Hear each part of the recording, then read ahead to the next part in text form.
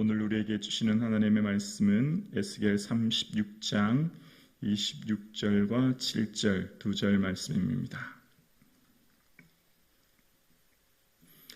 에스겔 36장 26절과 27절입니다.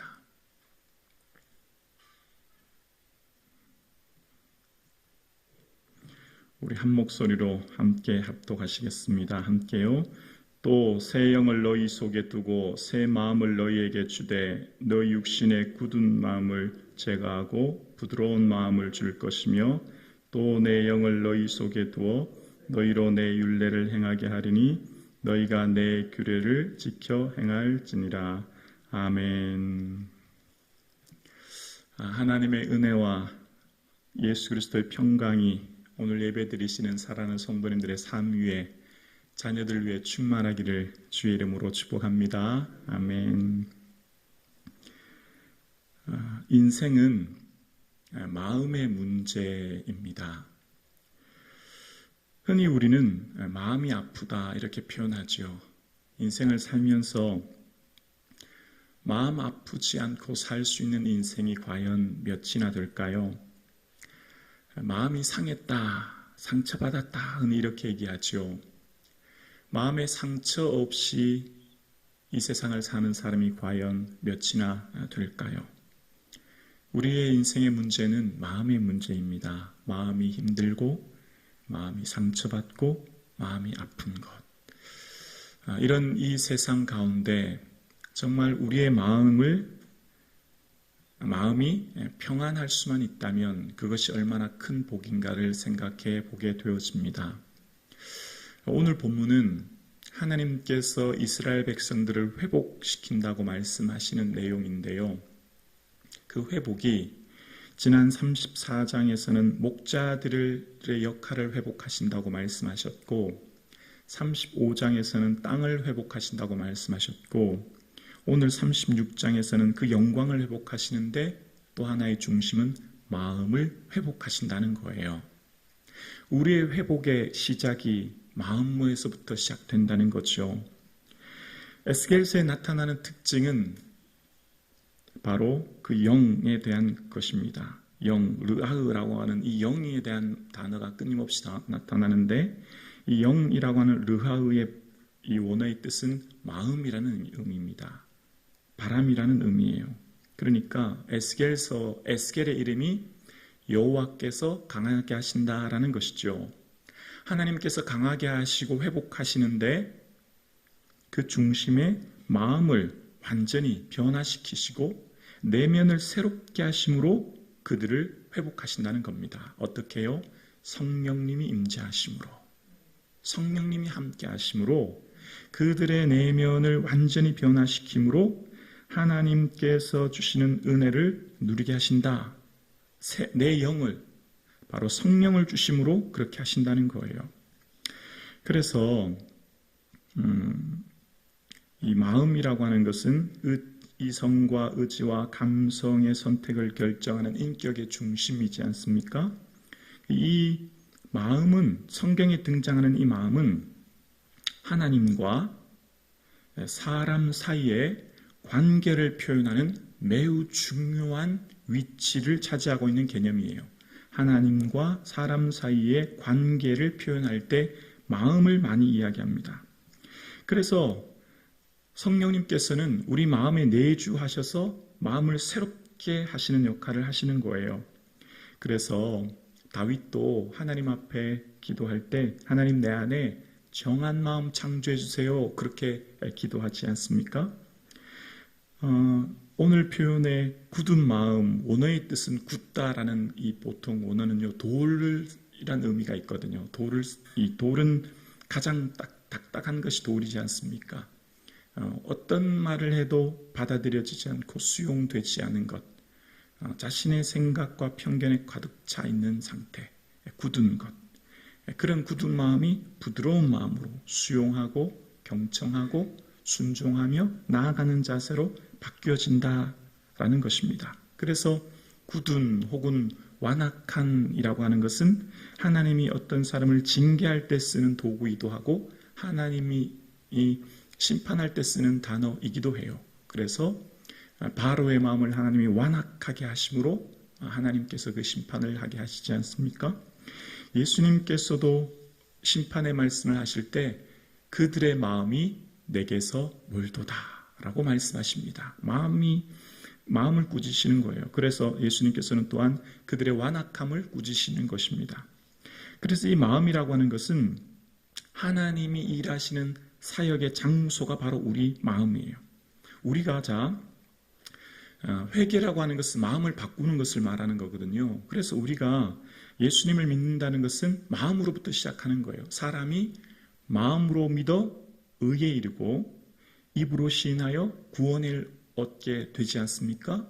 그래서 우리 마음으로 믿는 것, 그래서 성령님이 임재하시고 하시는 역할은 먼저 마음을 바꾸시는 것입니다. 그래서 베드로의 설교를 들었던 수많은 초대교회 성도들이 마음이 찔려, 마음이 고통스러워 그들의 삶에 회개가 시작되었던 것이죠. 인간의 마음이 변하여 믿음을 가지게 하는 것, 그것은 인간의 노력으로는 불가능합니다.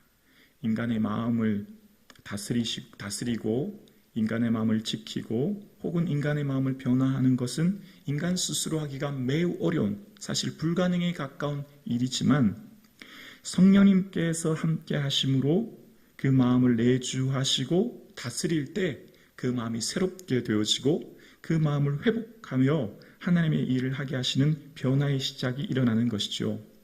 그래서 성령님이 하시는 역할이 먼저 우리의 마음을 변화시키시는 거예요. 우리의 믿음이 무엇입니까? 우리의 믿음은 우리의 삶에 예수님의 마음을 가지게 하는 것입니다. 믿음으로 말미암아 그리스도께서 너희 마음에 계시게 하셨고, 예수님이 우리 마음에 계시는 것이 바로 우리 삶의 믿음의 시작이고 우리 삶의 하나님의 은혜의 시작이고 우리 삶에 주시는 놀라운 영광의 시작이 되는 것이죠.